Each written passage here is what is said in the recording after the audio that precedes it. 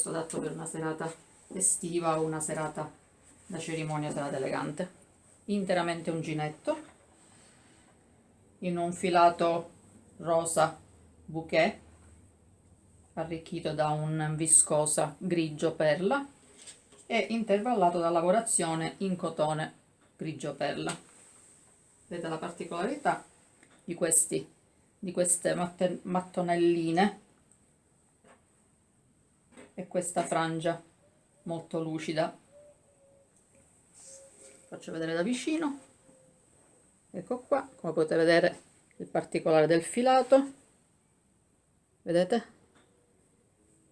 Cotone grigio perla e questo bellissimo filato bouclé rosa molto particolare.